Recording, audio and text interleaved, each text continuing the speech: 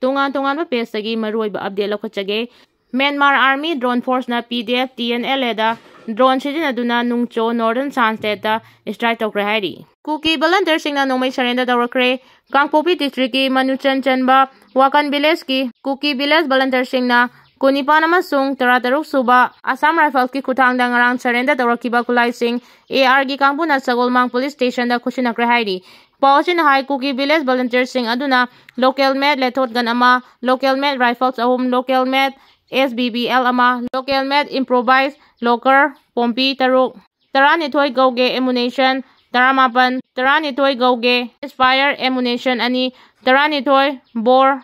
esta magna ammunition taret local made grenade ani local made pompi cell ahum baufeng head set amamadi battery amamam hairi. Kuki ki bunker sing twkhre police na Kuki in PM di Kuki khulgi sip sing kwkhatuna machin hangkre. Kangpopi district police amadi Central Reserve Police Force combined team amana district asigi manungchan na laiba Mark Hill Range ki tongan ba mafam singda Kuki sing na sarama bunker sing asi twkhre.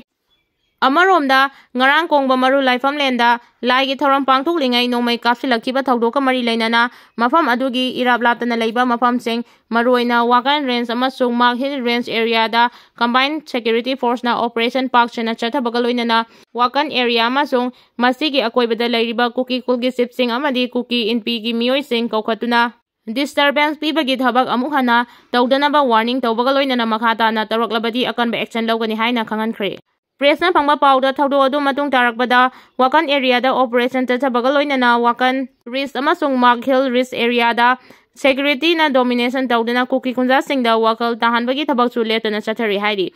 Thawrang adugi manungchana Wakan khul amadi masigi akoibada leiba Kuki khul chingelu chingba sing amadi Kuki inbigi miyoi sing kwkhatuna shanti thugainaba thabak ching tawdanaba khanganbagaloinana matung tarakpada hingsagi thabak ching chatharabadi akanba action lawkhatkani haina khangankre hairi. Myanmar da Russian Army thunglakre junta ga Russian Army ga military exercise hokre Myanmar la nungairani Chinese Army su yauksilani Myanmar da Lisipriya kangujamna Manipur da saba International Peace Center ama mitai gi chatnabi matung ina sangabagi thawram pangthokre. Thokliba irang asina maram oiraga miyangi pukning wakhalgi anaba laibagi sang wangkhalagli shanti bala hauji state asida thokliba irang asina maram oiraga miyamda pukning wakhalgi anaba laibagi sang wangkhalagli haina Janinski Psychiatric Department ki head professor ke shanti bala na phongdokre. Wafam asi Indian Psychiatric Society Manipur State branch ki kunmanga suba sahi gi conference Manip Psychon 2025 ki thawranga mari lainana mahakna phongdokibani the future of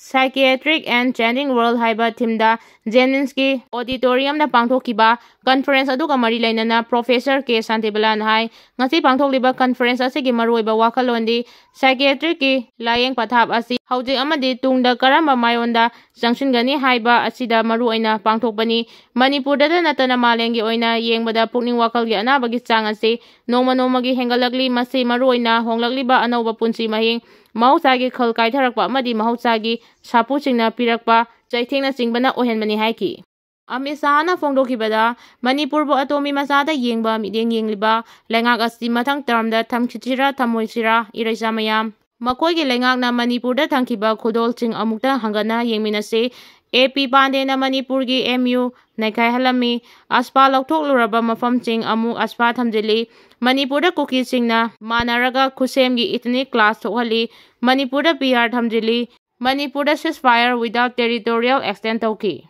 PLA gi lanmi ama phare Central Force ki kangbuna Kamjong district ki chasat PS na konba Indo-Myanmar border 114 gi Kultui village da chathakiba operation da su PLA gi lanmi ama phare hairi. Phara balanmi adugi maming psycho maihe singa sahi kulumdoi kawi mangondagi pistol ama 9mm gi marutaru Chinese grenade ama radio set ama mobile phone ama fagale hairi. Choire haiduna criticize tawraga leibana lebaksigi afaba oiroi MLA bisorjit. Istesigi hojik oriba phibam asi nungaitaba ma oiri asoiba kaya yaukre haiduna criticize tawraga leibana lebak asigi afaba oiroi haina MLA thongam bisorjina phongdokre wafam asing asi ahanba state level lekhidraba Thongam Iboyaima Memorial Master Hockey Championship amadi Under 14 Boys and Girls Hockey Tournament hawdokbagi thawramda phongdokibani Southeast Youth Organization Cheo na sinduna Imphal East ki akampata leiba Cheo Extra Turf Hockey Stadium da chathariba tournament hawdokbagi ꯊꯧꯔꯝ ꯑꯗꯨꯗ ꯊꯣꯡꯖꯨ ꯀꯦꯟꯗ꯭ꯔꯒꯤ MLA TS Bisorjit ꯑꯃꯗꯤ ꯂꯝꯂꯥꯏ ꯀꯦꯟꯗ꯭ꯔꯒꯤ MLA KS Ibomcha ꯁꯔꯨꯛ ꯌꯥꯈꯤ꯫ ꯊꯧꯔꯝ ꯑꯗꯨꯒ ꯃꯔꯤ ꯂꯩꯅꯅ MLA ꯕꯤꯁꯣꯔꯖꯤꯠꯅ ꯃꯈꯥ ꯇꯥꯔꯗꯨꯅ ꯇꯣꯔꯅꯥꯃꯦꯟ ꯑꯁꯤ ꯁꯦꯌꯣꯒꯤ ꯃꯤꯠꯌꯦꯡ ꯃꯈꯥꯗ ꯃꯍꯥꯛꯀꯤ ꯂꯩꯈꯤꯗ꯭ꯔꯕ ꯃꯌꯥꯝꯕ ꯊꯣꯉꯥꯝ ꯏꯕꯣꯌꯥꯏꯃꯒꯤ ꯃꯤꯡꯗ ꯄꯥꯡꯊꯣꯛꯄꯅꯤ꯫ ꯇꯣꯔꯅꯥꯃꯦꯟ ꯄꯥꯡꯊꯣꯛꯂꯤꯕ ꯒ꯭ꯔꯥꯎꯟ ꯑꯁꯤ ꯃꯅꯤꯄꯨꯔꯒꯤ ꯍꯥꯟꯅꯒꯤ CM N ꯕꯤꯔꯦꯟꯒꯤ ꯃꯤꯠꯌꯦꯡ ꯃꯈꯥꯗ ꯃꯥꯏꯀꯩ ꯑꯗꯨꯗ ꯂꯩꯔꯤꯕ ꯍꯣꯀꯤ ꯁꯥꯟꯅꯔꯣꯏꯁꯤꯡꯒꯤ ꯌꯦꯡꯂꯒ ꯁꯦꯝꯒꯠꯄꯅꯤ꯫ ꯑꯊꯨꯕ ꯃꯇꯝꯗ ꯑꯀꯥꯝꯄꯥꯠꯇ ꯐꯨꯠꯕꯣꯜ ꯒ꯭ꯔꯥꯎꯟ ꯑꯃꯁꯨ ꯁꯦꯝꯒꯠꯅꯕ ꯊꯧꯔꯥꯡ ꯂꯩꯔꯦ꯫ ꯐꯤꯠ ꯏꯟꯗꯤꯌꯥ ꯀꯦꯝꯄꯦꯟꯗ ꯁꯥꯟꯅꯕ ꯌꯥꯎꯗ꯭ꯔꯕꯗꯤ ꯌꯥꯔꯛꯇꯕ ꯑꯃꯗꯤ ꯃꯁꯥ ꯐꯅ ꯊꯝꯅꯕꯒꯤꯗꯃꯛꯇ ꯄꯥꯡꯊꯣꯛꯄꯅꯤ ꯍꯥꯏꯈꯤ꯫ ꯃꯍꯥꯛꯅ ꯍꯥꯏ ꯁ꯭ꯇꯦꯠ ꯑꯁꯤ ꯍꯧꯖꯤꯛ ꯑꯣꯏꯔꯤꯕ ꯄꯣꯂꯤꯇꯤꯀꯦꯜꯒꯤ ꯐꯤꯚꯝ ꯑꯁꯤ ꯅꯨꯡꯉꯥꯏꯇꯕ ꯑꯃ ꯑꯣꯏꯔꯤ꯫ ꯑꯁꯣꯏꯕ ꯀꯌꯥ ꯌꯥꯎꯈ꯭ꯔꯦ ꯑꯗꯨꯕꯨ ꯀ꯭ꯔꯤꯇꯤꯁꯥꯏꯖ ꯇꯧꯕꯅ ꯂꯩꯕꯥꯛ ꯑꯁꯤꯒꯤ ꯑꯐꯕ ꯑꯣꯏꯔꯣꯏ꯫ ꯑꯆꯨꯝ ꯑꯔꯥꯟ ꯂꯩꯔꯤꯕꯅꯤ ꯉꯥꯛꯄꯤꯕ ꯑꯃꯗꯤ ꯀꯥꯎꯊꯣꯛꯄ ꯍꯥꯏꯕ ꯑꯁꯤꯅ ꯃꯥꯡꯖꯤꯜ ꯊꯥꯔꯒ ꯂꯝꯗꯝ ꯑꯁꯤꯕꯨ ꯃꯍꯧꯁꯥꯒꯤ ꯐꯤꯚꯝꯗ ꯍꯟꯖꯤꯜꯍꯟꯅꯕ ꯍꯣꯠꯅꯕ ꯆꯪꯏ ꯍꯥꯏꯅꯁꯨ ꯐꯣꯡꯗꯣꯛꯈꯤ꯫ ꯏꯟꯗꯤꯌꯥ ꯒꯚꯔꯟꯃꯦꯟꯠꯅ ꯂꯩꯃꯈꯣꯡ ꯑꯥꯔꯃꯤ ꯀꯦꯝꯄꯁ ꯃꯅꯨꯡꯗꯒꯤ ꯃꯥꯡꯈꯤꯕ ꯀꯃꯜ ꯕꯥꯕꯨꯒꯤ ꯂꯪꯂꯥ ꯂꯪꯖꯤꯟ ꯐꯖꯅ ꯃꯤꯌꯥꯝꯗ ꯈꯪꯍꯟꯕꯤꯈ꯭ꯔꯕꯣ? ꯀꯨꯀꯤꯒꯤ ꯑꯇꯥꯕꯤ ꯑꯃ ꯈꯪꯍꯟꯗꯅ ꯃꯐꯝ ꯈꯨꯗꯤꯡꯃꯛꯇ ꯆꯠꯄ ꯌꯥꯔꯅꯤ ꯍꯥꯏꯔꯤꯁꯦ ꯏꯟꯗꯤꯌꯥ ꯒꯚꯔꯟꯃꯦꯟꯠꯅ ꯃꯅꯤꯄꯨꯔꯁꯤꯡꯁꯤ ꯀꯔꯤ ꯑꯣꯏꯅ ꯈꯟꯕꯤꯕꯒꯤꯅꯣ? ꯑꯣꯄꯔꯦꯁꯟꯗ ꯈꯨꯠꯁꯨ ꯈꯨꯠꯂꯥꯏ ꯀꯌꯥ ꯐꯒꯠꯈ꯭ꯔꯦ? ꯃꯅꯤꯄꯨꯔ ꯒꯚꯔꯟꯃꯦꯟꯠꯅ ꯈꯪꯍꯟꯈꯤꯕꯒꯤ ꯃꯇꯨꯡ ꯏꯟꯅ ꯇꯣꯉꯥꯟ ꯇꯣꯉꯥꯟꯕ ꯄꯨꯂꯤꯁ ꯁ꯭ꯇꯦꯁꯟꯁꯤꯡꯗ ꯁꯦꯀ꯭ꯌꯨꯔꯤꯇꯤꯗꯒꯤ ꯂꯨꯠ ꯇꯧꯈꯤꯕ ꯈꯨꯠꯂꯥꯏ ꯑꯃꯗꯤ ꯏꯂꯤꯒꯦꯜ ꯑꯣꯏꯅ ꯁꯤꯖꯤꯟꯅꯔꯝꯕ ꯅꯣꯡꯃꯩꯁꯤꯡ ꯄꯨꯂꯤꯁ ꯁ꯭ꯇꯦꯁꯟꯁꯤꯡꯗ ꯈꯨꯠꯁꯤꯟꯅꯔꯛꯂꯕꯁꯨ ꯁꯦꯀ꯭ꯌꯨꯔꯤꯇꯤ ꯐꯣꯔꯁꯅꯁꯨ ꯑꯣꯄꯔꯦꯁꯟ ꯆꯠꯊꯗꯨꯅ ꯈꯨꯠꯂꯥꯏ ꯀꯌꯥ ꯐꯒꯠꯄ ꯂꯦꯞꯇ꯭ꯔꯤ꯫ ꯉꯔꯥꯡꯁꯨ ꯇꯦꯡꯅꯧꯄꯥꯜ ꯗꯤꯁꯇ꯭ꯔꯤꯛꯀꯤ ꯃꯁꯤ PS ꯅ ꯀꯣꯟꯕ ꯁꯥꯃꯨꯀꯣꯝꯗ ꯆꯠꯊꯈꯤꯕ ꯑꯣꯄꯔꯦꯁꯟꯗ ꯈꯨꯠꯂꯥꯏ ꯀꯌꯥ ꯐꯒꯠꯄ ꯉꯝꯈ꯭ꯔꯦ ꯍꯥꯏꯔꯤ꯫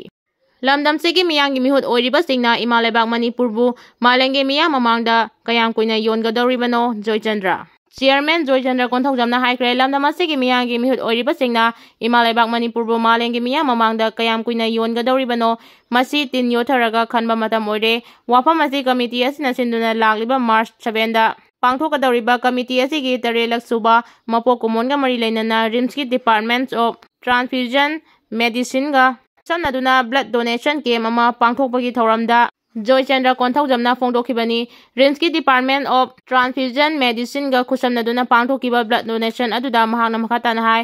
ꯗꯤꯃꯣꯀ꯭ꯔꯦꯁꯤꯒꯤ ꯋꯥꯍꯟꯊꯣꯛꯀꯤ ꯋꯥꯡꯃꯗ ꯁꯦꯟꯇ꯭ꯔꯦꯜ ꯒꯚꯔꯟꯃꯦꯟꯠꯅ ꯃꯅꯤꯄꯨꯔꯗ ꯗꯤꯚꯥꯏꯗ ꯑꯦꯟꯗ ꯔꯨꯜ ꯄꯣꯂꯤꯁꯤ ꯇꯧꯗꯨꯅ ꯉꯁꯤ ꯐꯥꯎꯕ ꯃꯅꯤꯄꯨꯔ ꯊꯨꯒꯥꯏꯅꯕ ꯍꯣꯠꯅꯕ ꯂꯦꯞꯇ꯭ꯔꯤ꯫ ꯃꯁꯤꯈꯛꯅ ꯑꯩꯈꯣꯏ ꯄꯨꯝꯅꯃꯛ ꯑꯃꯠꯇ ꯑꯣꯏꯅ ꯄꯨꯟꯁꯤꯜꯂꯒ ꯃꯤꯀꯨꯞ ꯅꯥꯍꯨꯝ ꯁꯤꯡꯅ ꯂꯩꯐꯝ ꯊꯣꯛꯏ꯫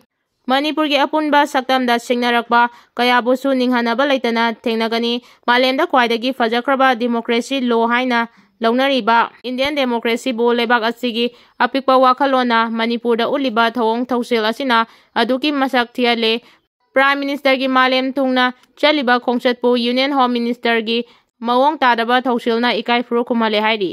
ꯃꯈꯥ ꯇꯥꯅ ꯃꯅꯤꯄꯨꯔꯗ ꯊꯣꯛꯂꯤꯕ ꯏꯔꯥꯡ ꯑꯁꯤꯒꯤ ꯋꯥꯔꯣꯏꯁꯤꯟ ꯄꯨꯔꯛꯄ ꯉꯝꯗꯕꯅ ꯏꯟꯗꯤꯌꯥꯕꯨꯁꯨ ꯃꯆꯦꯠ ꯇꯥꯅ ꯀꯥꯏꯔꯛꯄ ꯌꯥꯕꯒꯤ ꯐꯤꯚꯝꯗ ꯂꯥꯛꯂꯤ꯫ ꯃꯁꯤ ꯂꯩꯕꯥꯛ ꯃꯤꯌꯥꯝꯅ ꯈꯪꯏ ꯑꯗꯨꯕꯨ ꯏꯟꯗꯤꯌꯥ ꯀꯥꯏꯍꯜꯂꯣꯏ ꯍꯥꯏꯔꯕꯗꯤ ꯅꯣꯔꯊ ꯏꯁꯇ ꯏꯟꯗꯤꯌꯥꯅ ꯌꯦꯡꯂꯤꯕ ꯃꯤꯠꯌꯦꯡ ꯃꯔꯨꯑꯣꯏꯅ ꯃꯅꯤꯄꯨꯔꯗ ꯌꯦꯡꯂꯤꯕ ꯑꯄꯤꯛꯄ ꯃꯤꯠꯌꯦꯡ ꯊꯥꯗꯣꯛꯀꯗꯕꯅꯤ꯫ ꯀꯔꯤꯒꯨꯝꯕ ꯏꯄꯥ ꯏꯄꯨꯅ ꯊꯝꯕꯤꯔꯝꯕ ꯃꯅꯤꯄꯨꯔꯕꯨ ꯃꯆꯦꯠ ꯇꯥꯅ ꯊꯨꯒꯥꯏꯅꯕ ꯏꯟꯗꯤꯌꯥ ꯒꯚꯔꯟꯃꯦꯟꯠꯅ ꯍꯣꯠꯅꯔꯛꯂꯕꯗꯤ ꯑꯅꯤꯁꯨꯕ ꯖꯨꯟ 19 ꯂꯥꯛꯅꯕꯒꯤ ꯂꯝꯕꯤ ꯁꯤꯟꯕ ꯂꯝꯕꯤ ꯑꯣꯏꯅ ꯊꯣꯛꯀꯅꯤ ꯍꯥꯏꯈꯤ꯫